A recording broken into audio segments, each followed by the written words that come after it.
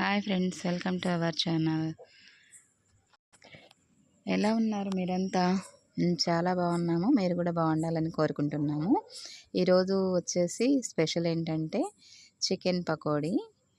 దీనికి కావాల్సిన ఇంగ్రీడియంట్స్ ఏంటంటే కారము, ఉప్పు, బియ్యం పిండి, కార్న్ఫ్లోర్, అల్లం వెల్లిపాయ పేస్టు.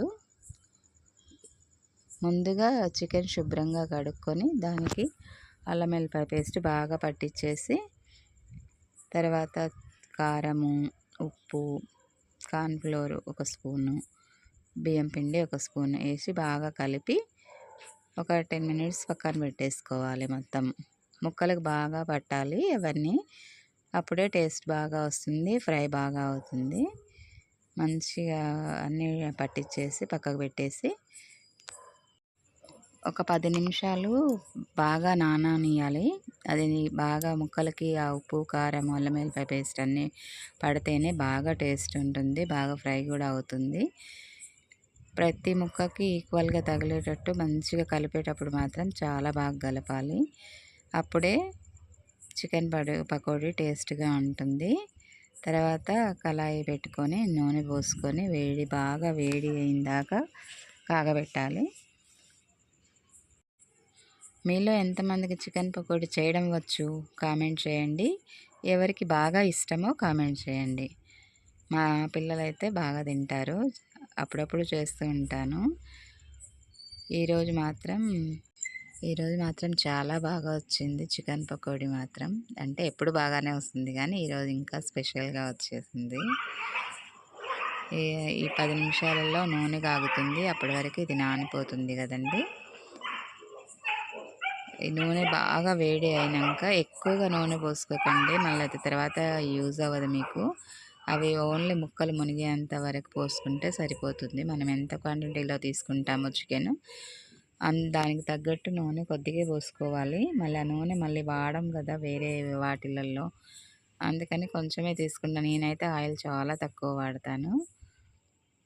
ఇలా చికెన్ నానిపోయింది, ఆయిల్ కాగుతుంది బాగా వేడి కాగానే. చాలా వేడిగా ఉండాలి. అప్పుడు 4 పచ్చిమిరపకాయలు, కరివేపాకు ముందుగా తరిగి పెట్టుకోవాలి. అవి ఏంటంటే మామూలుగా చికెన్ పకోడీతో పచ్చిమిరపకాయలు తింటే చాలా టేస్టీగా ఉంటాయి. అందరికీ ఇష్టమో కాదో తెలీదు, మేమైతే అలా తింటాము. పిల్లలు తినర్లే కానీ నాకు ఇష్టం అలా. ఇలా కట్ చేసుకొని కొంచెం కరివేపాకు, ఈ పచ్చిమిరపకాయలు మంచిగా నూనె వేడి కాగానే డైరెక్ట్గా వేయకుండా ఇలా గంటెలో పెట్టేసి వేసుకోవాలి. వేడి అందులోనే కాలిపోతాయి, ఎందుకంటే నూనె ఖరాబ్ కాకుండా ఉంటుంది. అంతవరకు తీసేసి ఒక బౌల్లో బాగా వేగాక ఒక బౌల్లో వేసేసుకొని ఇప్పుడు చికెన్ పకోడీ వేసుకోవాలి. ఒక్కొక్కటి విడివిడిగా వేసుకోవాలి. కొంచెం ఈ పచ్చిమిరపకాయలు వేయించాం కదండి, దానికి కొంచెం లైట్గా సాల్ట్ తగిలిస్తే బాగుంటుంది. ఇలా ఇవన్నీ ఈక్వల్గా వేసేసుకోవాలి. నీట్గా వేసుకొని ఒక 10 మినిట్స్ వాటిని కదలనీయద్దండి, కదపద్దు. కదిపితే వాటికి పట్టిన ఉప్పు, కారం అంతా ఆయిల్లో స్ప్రెడ్ అయిపోతుంది. అప్పుడు ఆయిల్ ఖరాబ్ అయిపోతుంది, ప్లస్ ముక్కకి ఆయిల్ పోతుంది. అందుకని మా అమ్మాయి నన్ను తీయొద్దంటే మా అమ్మాయి నన్ను తీస్తూ ఉంది, ఊరికే వద్దని చెప్పాను. నాకు ఎందుకో అందరి ముందులో రావడం ఇష్టం ఉండదు. అందుకని ఇలా మంచిగా ఫ్రై చేసేసుకొని రెడ్గా అయ్యే వరకు కదలనీయొద్దు వాటిని. ఎక్కువసేపు అలాగే పెట్టుకొని తర్వాత కొంచెం లైట్గా 70% కుక్ అయిపోయాక లైట్గా కొంచెం చిన్నగా ఒక్కొక్కటి తిప్పేసుకోవాలి. ఒకదానికొకటి అంటుకొనివ్వకుండా చూసుకోవాలి. అంటుకుంటే ఏమవుతుందంటే రివర్స్ చేసేటప్పుడు వాటికి పట్టిన ఉప్పు, కారం అంతా ఆయిల్లో స్ప్రెడ్ అయిపోతుంది. అందుకని దానికి విడివిడిగా ఒక్కొక్కటి కలిపేసుకోవాలి. నేను మా అమ్మాయికి వీడియో తీయొద్దు, ఓన్లీ కుక్ చేసేది మాత్రమే తీయమని చెప్తున్నాను. అమ్మాయి వినకుండా అలా వీడియో తీస్తుందండి. మంచిగా 70% కాలిపోయింది. ఇంకా 30%లో వేగితే సరిపోతుంది. ఒక 10 మినిట్స్లో అయిపోతుందండి. ఎక్కువ టైం కూడా పట్టదు. ఈవినింగ్ పిల్లలకి స్నాక్స్గా బాగుంటుంది. మీరు కూడా ట్రై చేయండి తప్పకుండా. చాలా టేస్టీగా యమ్మీగా ఉంటుంది. పిల్లలు చాలా ఇష్టంగా తింటారు. ఈవినింగ్ స్నాక్స్ లాగా ఎప్పుడు చికెన్ కర్రీ, ఫ్రై ఇవి తిని బోర్ కొడుతుంది కదా, అప్పుడప్పుడు ఇలా చేసుకుంటే. ఇప్పుడు వచ్చేది వర్షాకాలం, ఇంకా అలా వర్షాలు పడ్డప్పుడు ఇలాంటివి చేసుకుంటే చాలా ఇష్టంగా తింటారు పిల్లలు. ఒకసారి తప్పకుండా ట్రై చేయండి మీరు కూడా.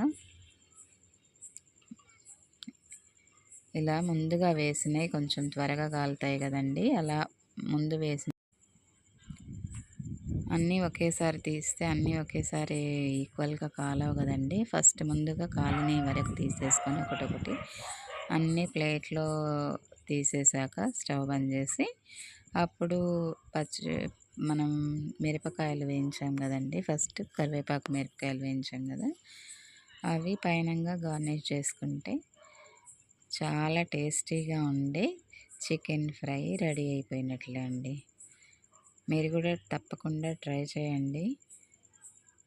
ట్రై చేశాక నాకు లైక్ చేయండి, కామెంట్ చేయండి ఎలా ఉన్నాయో. చూసారు కదండి ఎంత బాగుందో, రెడ్డిష్గా హోటల్లో తిన్న ఫీలింగ్ వస్తుందండి. చికెన్ పకోడీ చాలా టేస్టీగా ఉంటుంది. మీరు కూడా తప్పకుండా ట్రై చేయండి. ఆల్మోస్ట్ మొత్తం కుక్ అయిపోయాయి. మంచి రెడ్ కలర్లో కాలాలండి, అప్పుడే టేస్టీగా ఉంటాయి. పచ్చిగా తీయకూడదు. ఇలా మొత్తం తీసేసాక మనం వేయించుకున్న పచ్చిమిరపకాయలు, కరివేపాకు దీనిపైన వేస్తే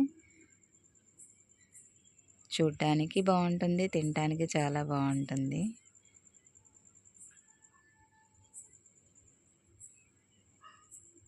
చూడండి ఎంత చాలా సింపుల్గా త్వరగా అయిపోయేదండి.